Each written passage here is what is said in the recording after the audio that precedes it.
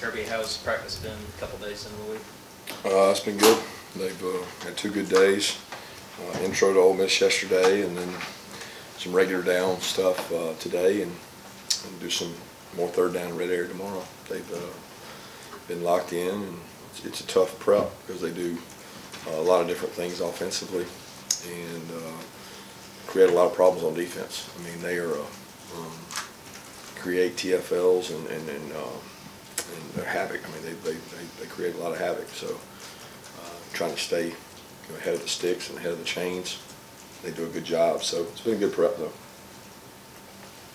Yeah, Coach, you talked about their run game. Their quarterbacks are extremely competitive runners, particularly outside the pocket.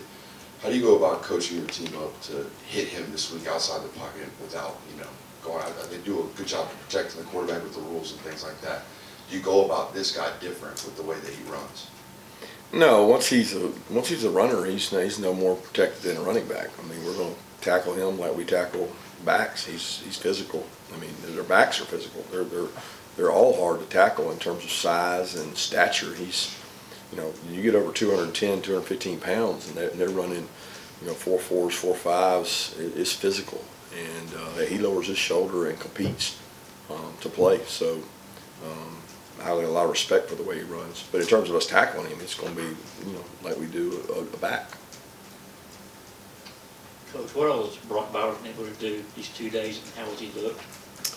He's working hard.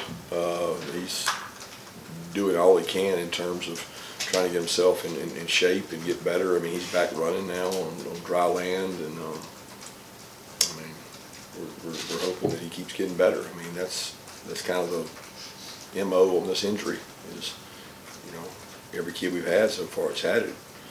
Week 1 they do this, week 2 they do this, week 3 they do that, week 4. I mean, he's right on schedule for the things he's been doing. Just a quick follow-up, if you don't mind. I have no idea. As far as the tightrope, surgery goes, how much does pain tolerance play into when a player is cleared to be able to get back on the field? Yeah, I've never had it either, Anthony, so I can't answer that. I don't know. Some guys say it hurts worse than others. I mean, Lucky shared his experiences with Brock, and Jaws had 2 of them. Cash had 1. Mims has obviously had 1. So from what I hear, it's more painful in the beginning, and it's like a roller coaster ride. It has its ups and downs and moments, and you continue to push through it, and you get better as you go.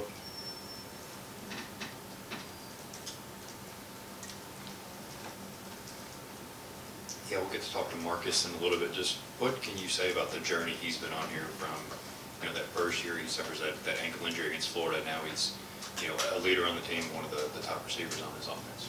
Yeah, when we recruited Marcus, we knew we were getting that kind of kid. He went to a great school down in South Florida, St. Thomas, and he's a great kid. He comes from a great family. He's very passionate about football. I don't know when you rank leaders at Georgia. There's been some great ones since we've been here in terms of the command and respect they've earned by what they've been through and what they've done. And he would be right there at the top of those guys in terms of when he speaks, people listen. The way he competes, and his toughness and his effort. He upholds our culture. He begs to be on special teams. He just embodies what you want a Georgia football player to be, and I have a lot of respect for him as a competitor. Coach, getting back Ole Miss's defense again, how much is what they're doing for us schematics go similar to what Pete's doing, similar to what he did at Alabama? Well, he doesn't have the exact same players he had at Alabama, so I think he's done a good job, making his scheme, and there's similarities, but you don't just do the scheme. No defensive coordinator just goes, oh, well, I'm going to cookie cutter this. This is what I do. This is what I believe in. You do what fits your system, and he's taken the players he has there, and he's made them, better on defense. They fly around, they attack the ball, they do a lot of really good things. But they're just not the exact same players that they have at Alabama in terms of just sheer size and numbers. But they are very talented in what they do. Kirby, you all have probably had several kind of cornerstone pieces during this run you all have been on. Cedric seems to be one of them. I'm curious what he's brought to this program. Character, leadership, charisma, heart. He's not afraid to speak up. But look, all the great leaders we have this year, they learned 2 years ago from a great leadership class. That leadership class learned from a really good, I mean, you learn from those before you. And those that laid the foundation all the way back to Nick and Sony have trickled down to everybody else. So when you have good core people, you're not going to win every game. I mean, it's just not going to happen. You're not going to do that. But if you put good people in your program and you demand excellence and you hold them to a standard and you pay attention to every little detail, eventually you get pretty good leadership out of people. And we've been bearing the fruits of a lot of work that we put into these players, really from COVID on. Yeah, obviously even before this week, C.J. Allen and Raylan Wilson had shown that they were going to be able to contribute and help you guys. Was there anything maybe early on in their time here or when you were even recruiting them that sort of let you know that these are going to be guys that are going to be able to help us their first year here on campus? Yeah, I don't know that I can sit here and say anything set them apart to make them able to. You don't know if a guy's going to be able to play as a freshman until they get here and see how they learn and process. And they were both bright kids and they were both really talented kids. So physically they had the gifts to be able to play. But, I mean, within our defense, there's a mental rep count that you got to get. And luckily they had all spring. And they got it down in the spring. Then they had all summer. And they've had all fall camp. And Raylan would be probably at least where CJ is or ahead if he had not had the injury in camp, and that set him back. But he's caught up really quick, and they're both really good athletes. Yeah, Coach, you've mentioned sharing different stats, like the explosive stat with Lane and his staff. I'm curious if there's any other things that you guys have kind of shared back and forth over the years. And I know you've talked about the relationship, but is there any other uniqueness other than, there's some mingling between the staffs in the offseason? No, I mean, I have a lot of respect for Lane. I've told you that. He and I shared seats next to each other at Alabama for, 2 years, I guess it was, maybe 3. I don't ever know how long we were there together because it all runs together. But a lot of respect for him as a coach. He was a head coach at a really young age. He taught me a lot of things about what he believes and being a head coach and doing it your way. And he certainly had a unique experience in terms of the places he's been able to work as a head coach, and he draws on that. And there's times we share ideas or GPS numbers or whatever, but there's nothing outside of just a really good friendship and respect.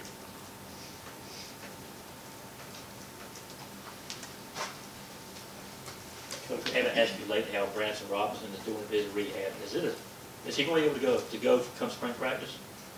I don't know the answer to that. The closest thing we had was Ryan Davis went through this the 1 year, and it's a long, arduous process, and I can't answer that. I think he'll probably be cleared, but I don't know if he'll be able to go through like live tackling and everything. Yeah, obviously confidence remains high in Carson Beck. What's maybe one area where going into this final stretch of the regular season here you want to see him continue to improve and get better? His leadership continue to improve and exert his confidence and put his touch on his personality with those guys is something. I mean, he's into all the ball stuff. I mean, he could be cleaner on some things in the pocket. He could be cleaner on some protection things, but I mean, he's going to make mistakes because we put him in a position to make 3 to 4 decisions every play. So he's not going to be perfect, but I can accept that. I want him to continue to grow as a leader and commanding of the offense. Kirby, earlier this year, you joked around when you broke that record for most wins in the first 100 games by an SEC coach and said you had an easy schedule, but or easier, I think was how you said it that night, kiddingly.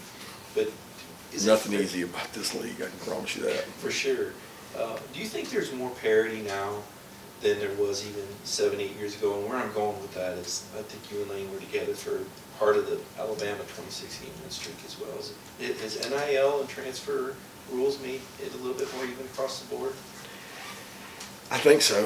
I don't know. I don't think we'll know the totality of NIL portal until we look back from 5 to 10 year window. You can't really have enough substance to judge that, but there seems to be more parity. I don't know. There's teams don't have as deep of rosters as we used to. Yeah, Coach, obviously every home game is important for fans to be loud, but with this offense having as much window dressing and pre-snap movement as it does, is this a unique challenge to your fan base to be even louder, and can they have an even bigger impact on this football game? Yeah, they can have a huge impact, and we need them to. I'm counting on them to have a huge impact. I mean, look, Ole Miss has played in some tough stadiums, not only this year but last year. They've gone across the SEC West and seen all the tough places to play, and it's not going to be foreign to them to play in a tough environment. But we certainly need to create it for them, and we need to create problems for them on defense and make it hard for them to play against us, along with the crowd. The crowd needs to have an impact and pull in the same direction for our players. Time for two more, anybody?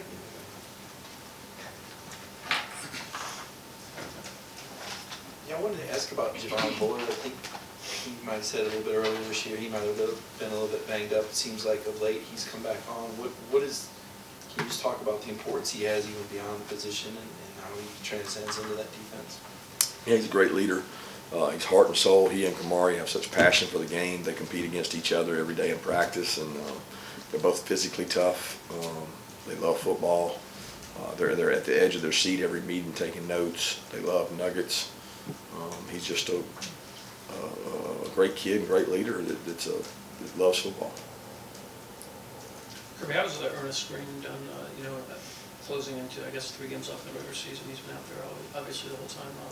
What's his been progression, I guess? He's done a really good job. I mean, he's come into a league it's hard to play left tackle in. He's played really well. I mean, he's had his snafus. He's had some mistakes. He's had some jumpy moments, but I think the fact that he's played through all that and he's playing with more and more confidence, we've really challenged him to get in shape to be able to play 4 quarters at full speed and give max effort. And I think he's taken that on and really working hard at it. He's very conscientious about working this stuff.